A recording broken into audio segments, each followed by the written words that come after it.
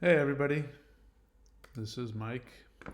So I want to respond to some questions that, by the way, I love that. It helps me to make videos if you guys leave questions about anything having to do with this, having to do with, especially recovery from being in a relationship with a borderline codependency. Yeah, any questions you have, and of course, if you have comments and discussions and opinions, I'll respond to those as well. I'll interact. I'll share my opinion. Bear in mind, I might have a different opinion than yours. Don't take it personally, but it creates a good discussion, so that might be fun. Any case, um, somebody asked me, could I please make a video on some of my own toxic behaviors during the relationship? Like, did you ever get angry or say things that you regret? Or how far these people can push you with crazy making behavior? Thank you. So, first off, let me just, in case you're new to this channel, this is a channel devoted to non borderlines who are in relationships or who have been in relationships, romantic relationships, with somebody who has borderline personality disorder. So I want to be clear about that. It's very specific. And if you are a borderline, you are also welcome on the channel, but bear in mind, we are not borderlines. I'm not a borderline. I am not a licensed therapist. I'm just a guy who was with a borderline, and it was very traumatic for me, and I share, my healing on this channel. So let's just go ahead and get into the questions people have been asking me. So as I said, the question is, can you make a video on some of your own toxic behaviors during the relationship? Like, did you ever get angry or say things that you regret? Now, it's been a while. Actually, hasn't. It's interesting. These questions are making me remember all kinds of details that I forgot. It was overwhelming, at the end, or when I started to realize that I was with somebody who had borderline, or started like coming to that possible awareness. I remember once I made a list. I've since gotten rid of all that, but I made a list of all of the things that were crazy making and devaluing and destructive and confusing and all of that. And I did that because I felt I was going crazy. I felt there was just like I kept on getting gaslighted and just, feeling gaslighted. And I was going crazy. So I wrote down all of the things that she was doing and all of her behaviors and our interactions so that I could, look at it and go, okay, I'm not making this up. Because if you're a codependent, and if you are or have been in a romantic relationship with a borderline, by definition, you're a codependent. Sorry, you don't have to like that. That's just the fact of the matter. It's not a personal judgment. I'm a codependent. So are you. Um, but yeah, looking at all of the things that just, you know, as I just said, it helped me stay sane. It helped me to realize, okay, I'm not making this up. I'm not crazy. There really is something going on, and I was trying to get myself back into more of a rational mindset, which meant, this is crazy. This isn't normal. You shouldn't have to deal with this. But to answer your question, I've got to be honest with you. I don't remember, really getting bent out of shape or flipping out or anything like that. Part of the reason for that is because she was a quiet borderline. So she didn't rage. She didn't have temper tantrums. She didn't get violent. In fact, she worked really hard, to her credit. She probably was your normal borderline early in life, but she had remembered instances where she had said horrible, cruel things and been, all that. And so she had made a decision she wasn't going to ever do that. Now, it didn't fix the fact that she was borderline. All that meant was, instead of raging at you in the moment, which she did a couple of times, if I'm honest, but she caught herself and apologized. Um, what would happen is that she would just basically, she would have her reaction and want to rage, and then she would hang on to it, and then the next day she would discard me.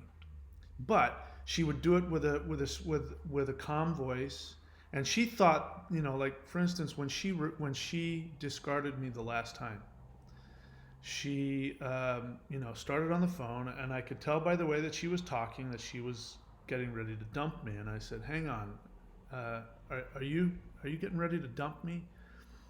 And then she said,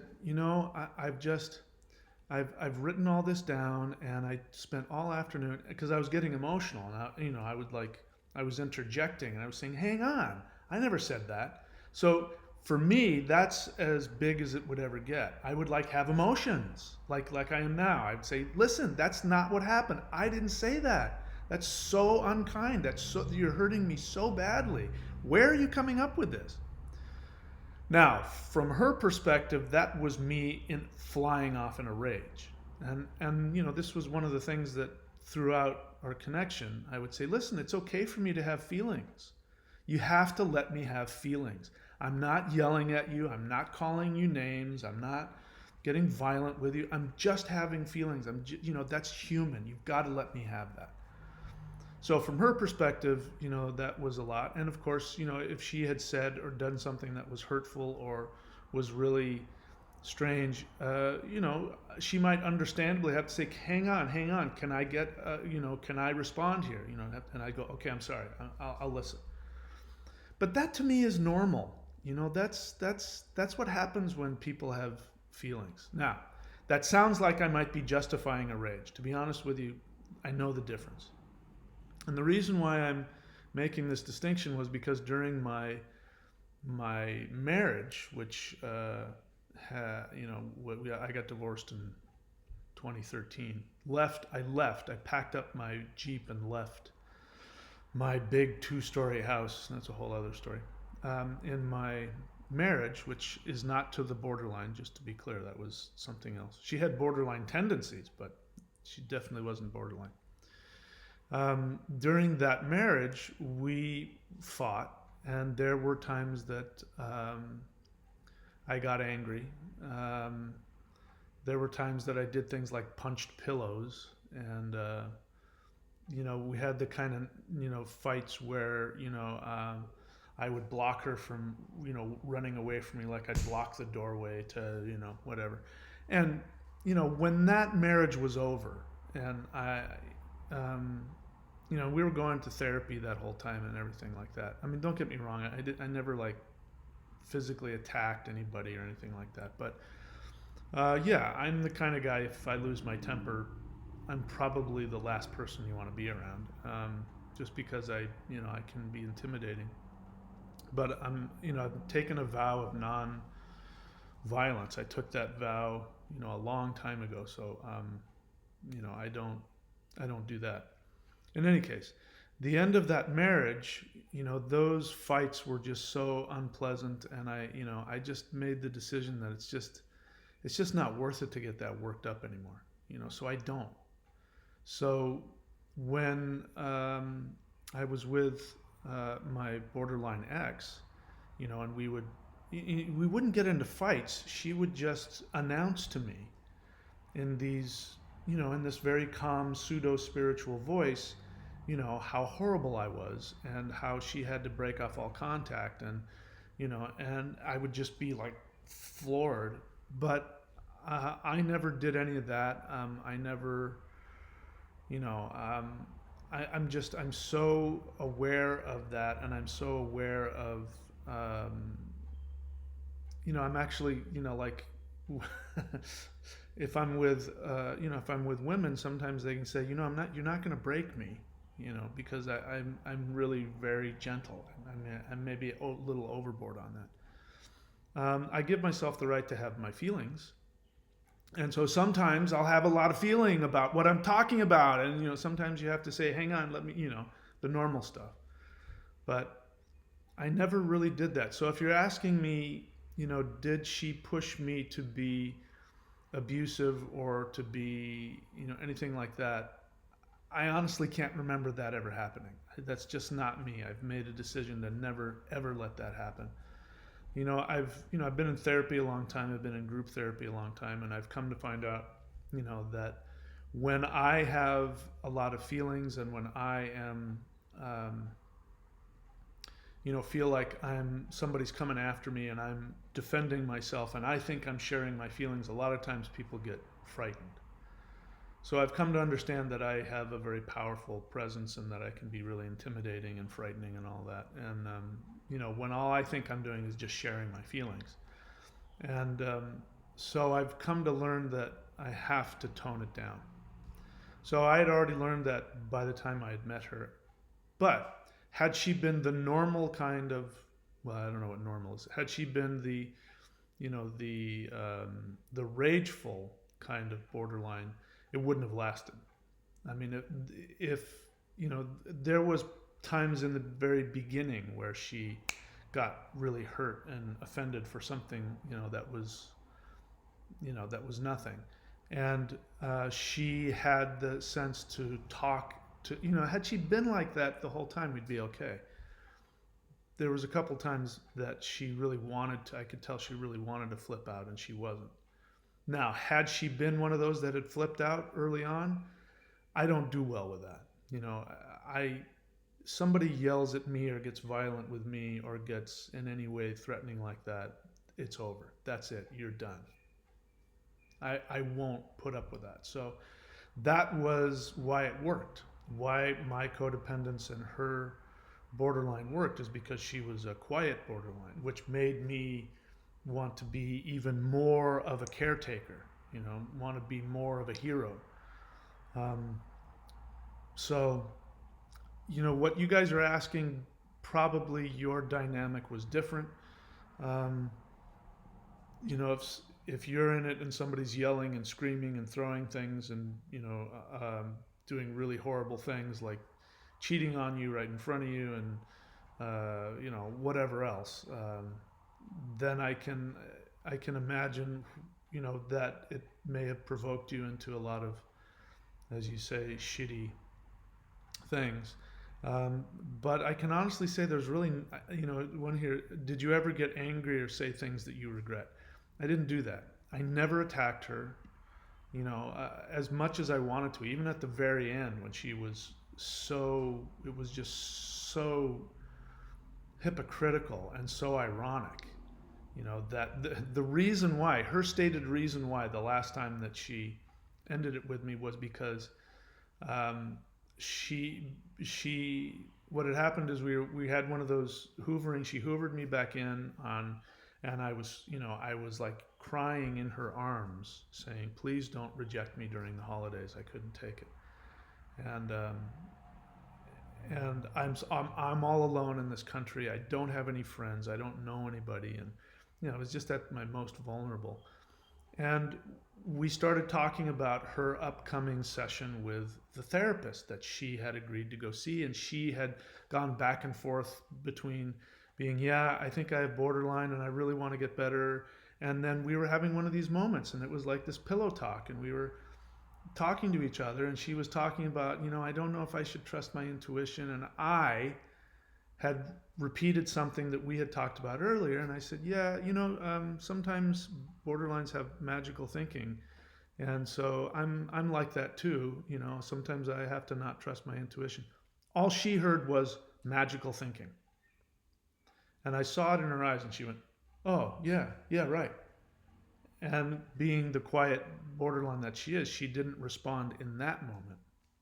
She stuffed it down, probably trying to deal with it, but it became overwhelming. And then overnight, that turned into, because now she didn't want to go to therapy and she didn't want to go and get treated for her borderline. And then I was insidiously going out of my way to make her the most horrible, trying to gaslight her and trying to destroy her life and tell her she's no good and all these other things.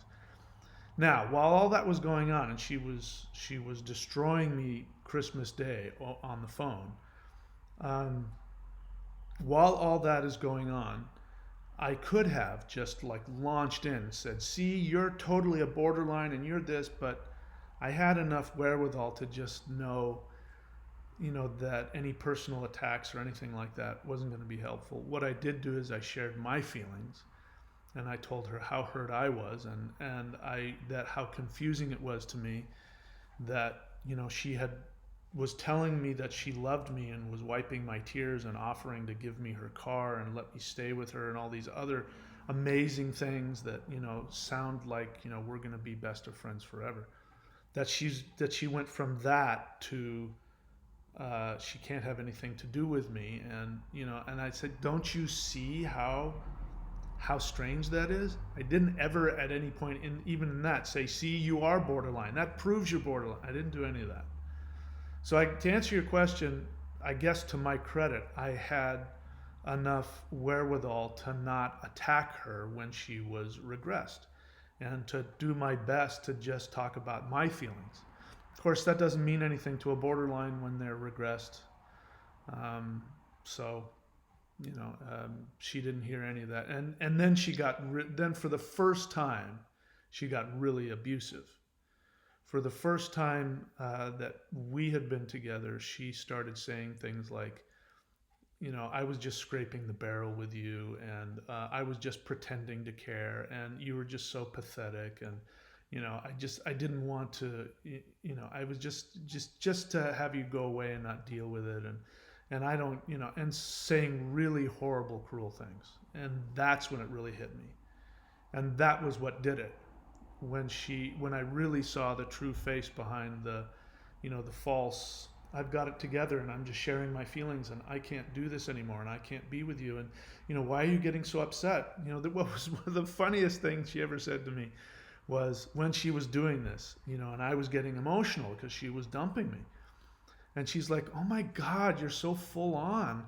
I mean, I spent all afternoon writing this down, and I spent, all afternoon thinking about it and what I was going to tell you. And I said, hang on, you think that I should be okay with this because you spent all afternoon writing about how you're going to destroy our relationship?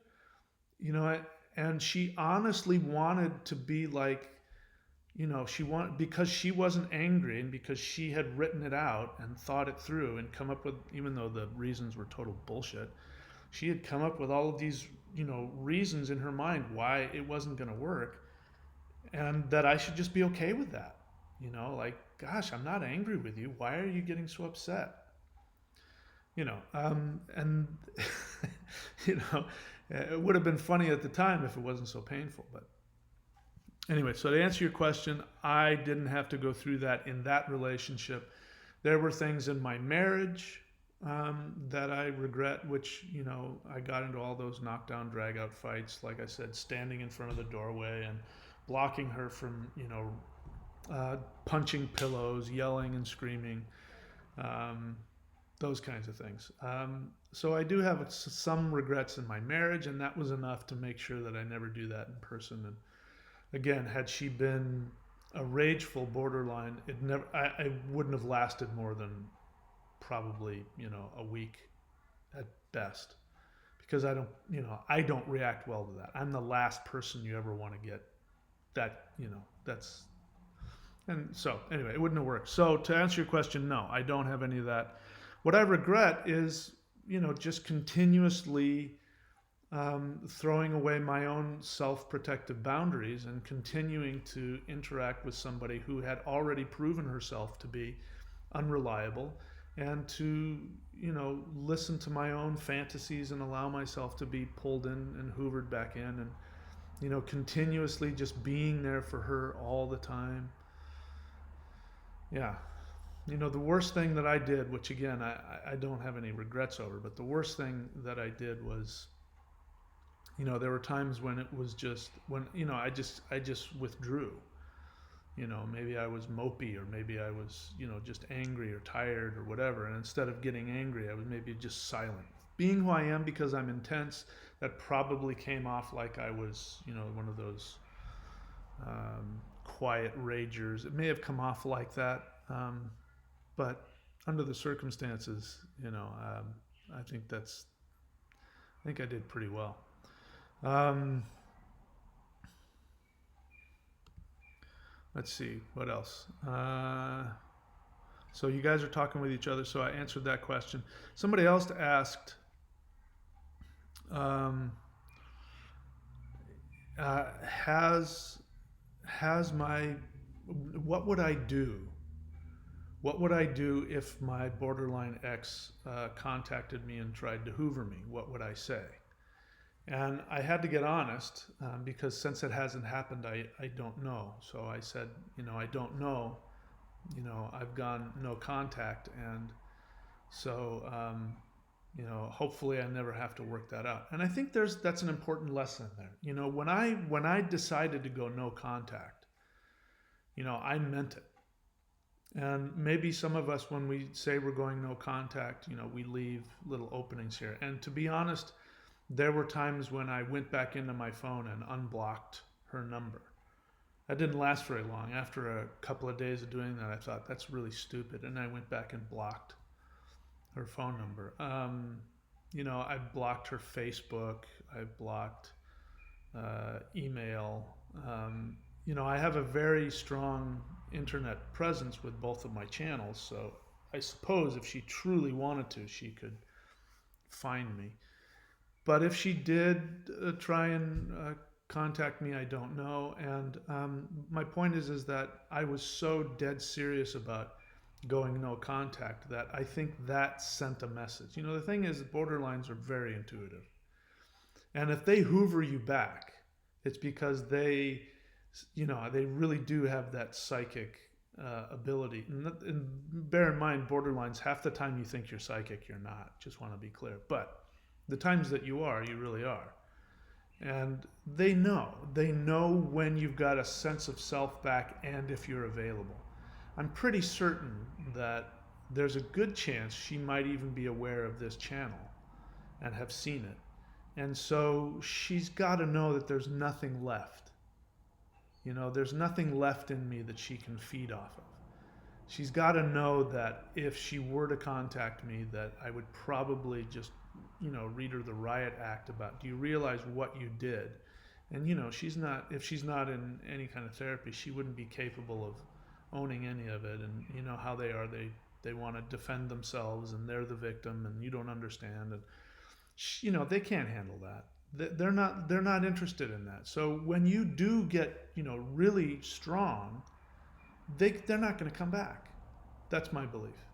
So if they're coming back, it's because there's a part in you that unconsciously still wants that. And I would be lying to say if it was 100% gone in me. There's stuff in there, but I honestly at this point can't imagine. Now that I've had enough time to look at it. In any case, also knowing her, when she discards somebody, when she's finally, completely devoured, somebody, she discards them and never goes back. She'll let them come in and then she'll, abuse them, or, whatever. But she likes to have her, her victims, sort of following her around, waiting for her. She likes to have that. She keeps them, as friends and contacts in her Facebook and all that kind of stuff. She didn't do that with me because I'm probably the only one that set down the boundary that said, if you want me in your life, you're going to have to go to therapy with somebody who deals with borderline. You have to investigate it, otherwise I can't be in your life. And I think that was so threatening to her that made it impossible for her to try and keep me in her life. So I don't know if she's tried to get back to me. I don't know what I would do. But the point is that question in and of itself tells me that you're not done. Anyway, let's see if there's any other questions in here.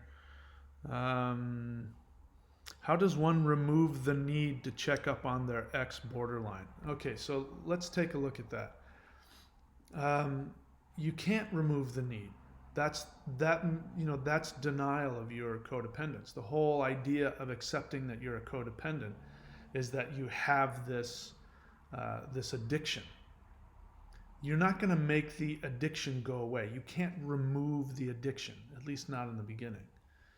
This is why you need help. This is why you need therapy, and why CODA is such a great program, because it helps. You can go and talk about your craziness to other people who will then help you. So the need to remove the need to get rid of the feeling is part of the problem. That's why you chase after a borderline anyway. It's a way of distracting you from your deeper issues. So you can't remove the need. Just accept that you have it. And like I said, get help. You're not going to be able to do this on your own. Get help, and then you can take actions. Take healthy actions. It's not what's most important, especially in the beginning, is not that you feel perfect or that you don't have these needs or these addictions or the craziness or any of that. It's that you take healthy action. And that's the thing. You're not capable of doing that on your own. That's why you need help. That's what therapy and 12-step programs are all about. So I think, in other words, you don't remove the need. You just take different action. And if you can't do that, then you get help. So you ask, is there anyone who can help? Yeah, there's therapists and there's CODA, CODA, Codependence Anonymous.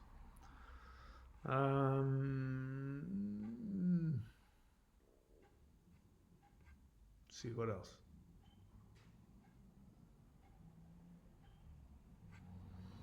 All right. I think those were all the questions. There was another question, something about.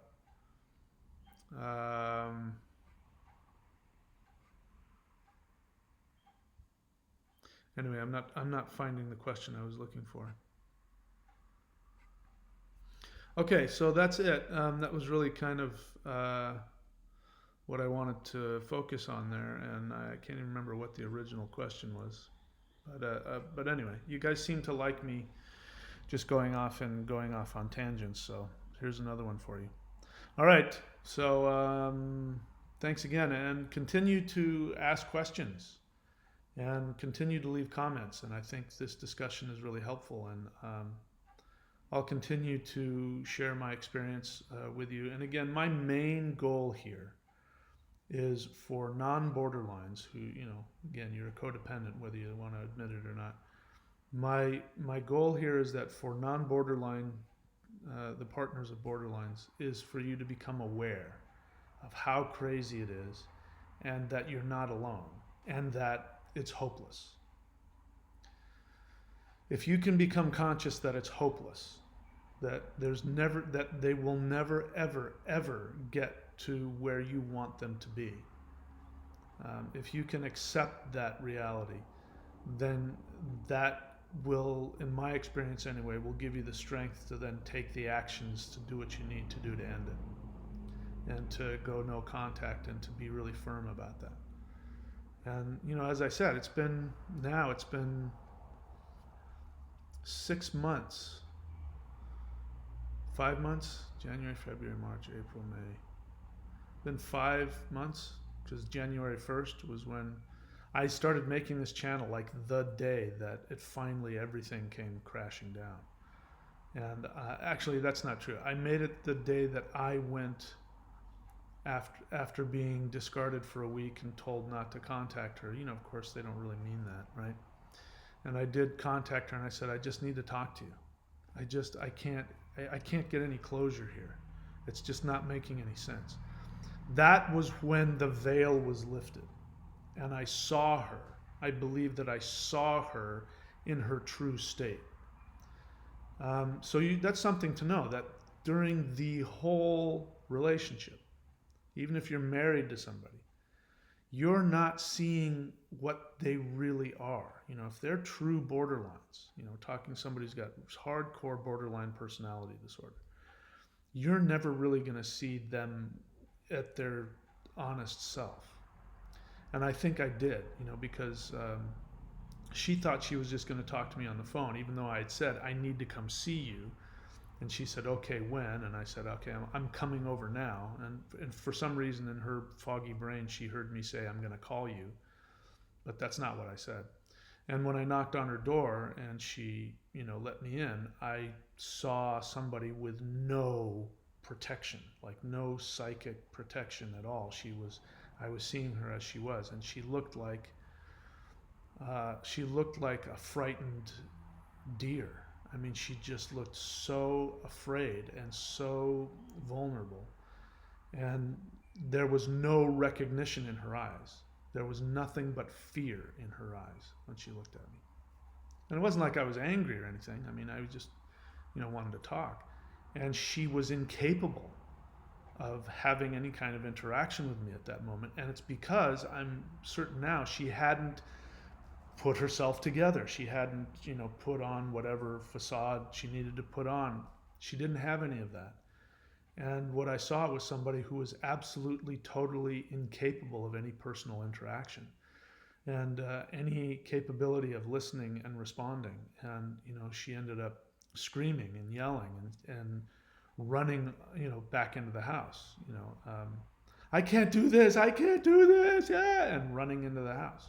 And I was left on the porch going, wow. And it wasn't like I was yelling or screaming. I was like, I was very consciously going, so you said this, we had just done that.